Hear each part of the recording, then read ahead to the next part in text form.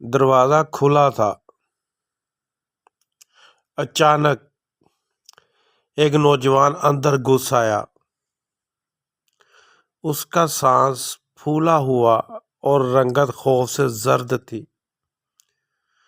اس کے منہ سے بمشکل نکلا، مجھے پولیس سے بچا لو۔ ریحانہ نے جلدی سے دروازہ بند کیا اور اسے کمرے میں چھپا دیا۔ اچانک ہر طرف پولیس سائرن بج گئے۔ پولیس والے سخت طیش میں تھے،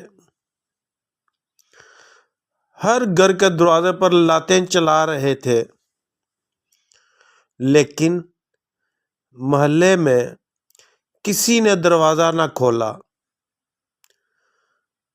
پولیس والے چیختے رہے کہ اس گلی میں ایک ڈکیت گھس آیا ہے، اسے پناہ نہ دو اور ہمارے حوالے کر دو۔ لیکن ریحانہ سمیت سب نے انکار کیا کہ ڈاکو اس گلی میں نہیں آیا۔ پولیس والے ڈاکو کو بڑی بڑی گالیاں نکال دے کر چلے گئے۔ ریحانہ نے کمرے میں جا کر اسے بتایا کہ پولیس چلی گئی ہے۔ ڈاکو نے اطمینان کا سانس لیا اور پانی مانگا۔ ریحانہ نے اسے پانی پلایا اور پوچھا، کیا تم ڈاکو ہو؟ ڈاکو نے بے بسی سے کہا،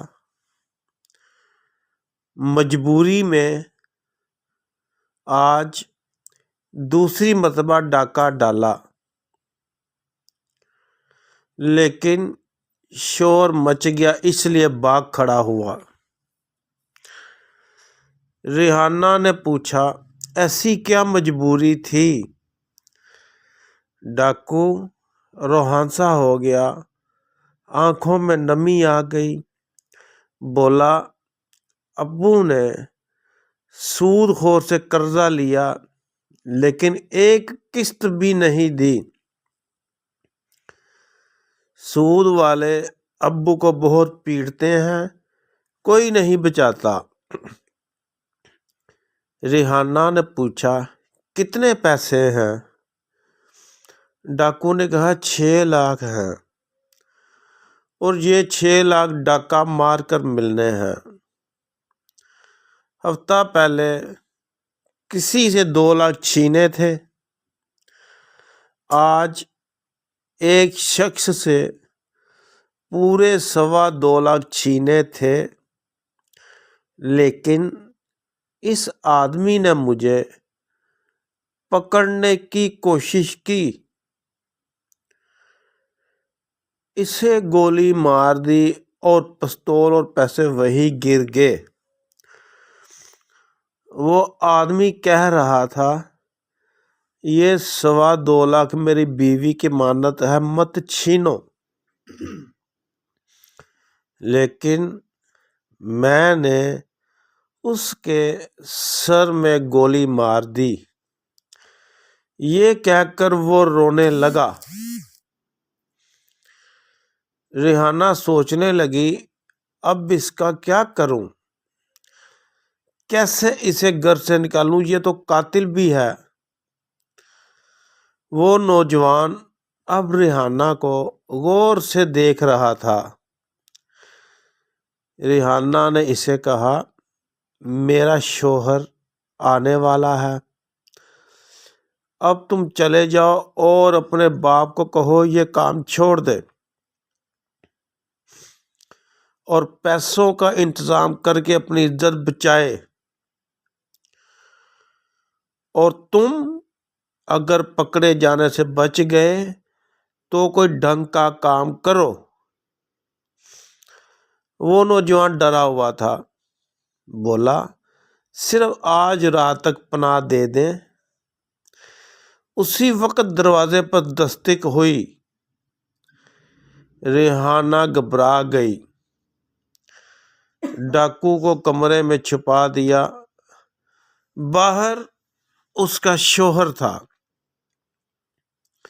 ریحانہ نے جلدی سے دروازہ کھولا اور شوہر کو نہانے کا کہا،